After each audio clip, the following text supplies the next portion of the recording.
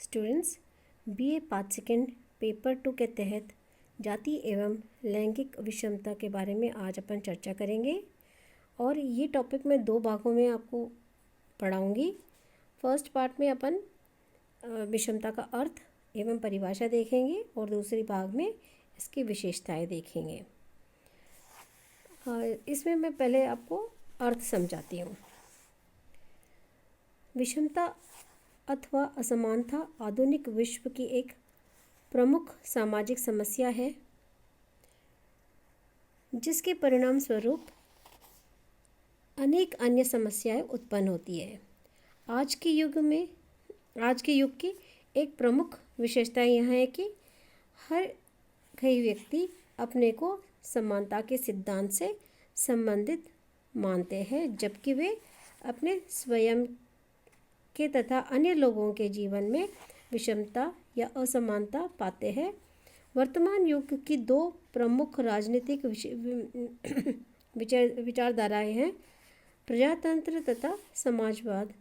दोनों ही सभी मनुष्यों की समानता पर आधारित है, परंतु दोनों ही प्रकार के समाज व्यवस्था वाले समाजों में विषमता देखने को मिलता है। औद्योगिकीकरण के फलस्वरूप विषमता के कुछ पुराने स्वरूप लुप्त हो गए तथा उनके स्थान पर कुछ नए स्वरूप उभर कर सामने आए। जहां यूरोप तथा उत्तरी अमेरिका में आर्थिक प्रगति के कारण निर्धनता के कम होने के विषमताएं प्रकट रूप में कम दिखाई देती है, वह एशियाई के निर्धन देशों में विषमताएं अधिक पाई जाती है। तीसरे विश्व के देशों में, जिनमें भारत भी एक है, असमानता या विषमता के परंपरागत स्वरूप आज भी देखने को मिलता है। यह गरीब और अमीर के बीच बहुत अधिक अंतर पाया जाता है। यही नहीं बल्कि विभिन्न वर्गों तथा समुदायों में जीवन के अवसरों में भी काफ़ी अंतर देखने को मिलता है। उन्नत व पिछड़े देशों में एक अन्य अंतर भी देखने को मिलता है, और वह यह है कि उन्नत देश न केवल भौतिक दृष्टि से उन्नत है, बल्कि वैचारिक दृष्टि से भी। तीसरे विश्व के देश न केवल आर्थिक दृष्टि से पिछड़े हुए हैं, बल्कि उनमें बहुत से तो संस्कृति की दृष्टि से भी पिछड़े हुए हैं, यानी ये परंपरावादी है। आधुनिक भारत इस प्रकार के समाज का एक अच्छा उदाहरण प्रस्तुत करता है।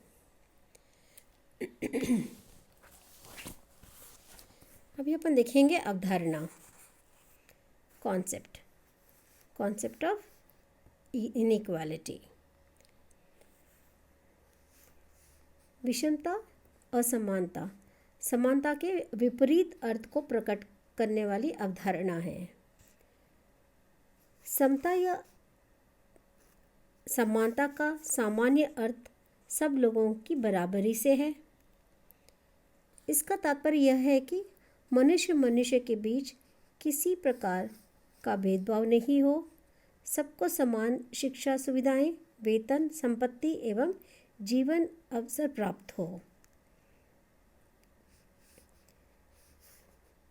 समानता की अवधारणा में यह मानकर चल सकते हैं कि सभी व्यक्तियों को अपने पूर्ण विकास के समान अवसर प्राप्त हो।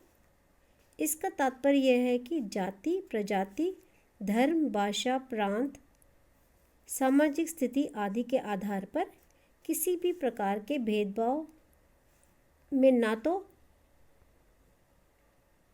विश्वास किया जाता है और ना ही किसी भी रूप में मान्यता दी जाती है। एच.के. लास्की के अनुसार, आपके स्क्रीन पे भी आ रहा है ये, एच.के. लास्की के अनुसार समानता का अर्थ यह है कि कोई वर्ग अपना विशेष हित न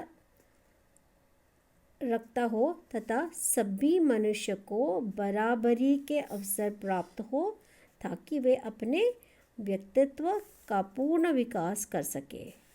इसके लिए आवश्यक है कि आर्थिक, राजनीतिक, शैक्षणिक, सांस्कृतिक आदि क्षेत्रों में समानता हो।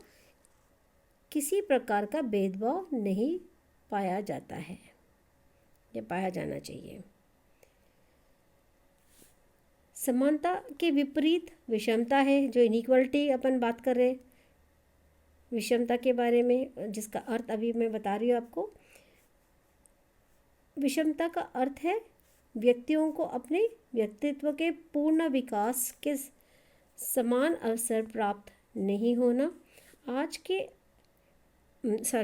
समाज के विशेष अधिकारों का पाया जाना, जन्म, जाति, प्रजाति, व्यवसाय, धर्म, भाषा, आय व संपत्ति के आधार पर अंतर पाया जाना तथा इन आधारों पर व्यक्ति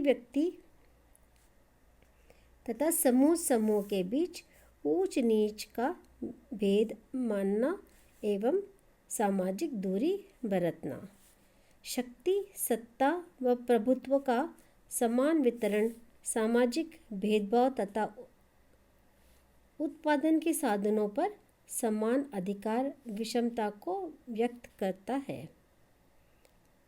इससे आपको अर्थ समझ में आ गया है। एक और परिभाषा लेते हैं अपन आंध्र वृत्तय का।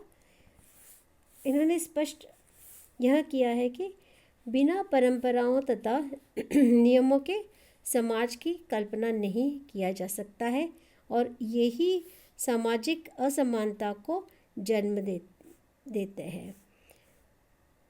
प्रकृति द्वारा निर्मित असमानता में आयु, स्वास्थ्य, शारीरिक शक्ति तथा मस्तिष्क के गुणों को सम्मिलित करते हैं। इनको प्रत्येक समाज में समान महत्व नहीं दिया जाता है। यदि हम इस बात को स्वीकार कर लेते कि प्रकृति के सर्वत्र अंतर पाया जाता है, तो भी यह मानकर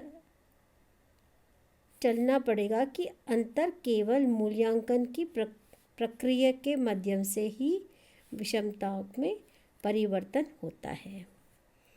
ये लेक्चर यहीं समाप्त करती हूँ मैं। नेक्स्ट लेक्चर में विषमता के विशेषताएं देते हैं।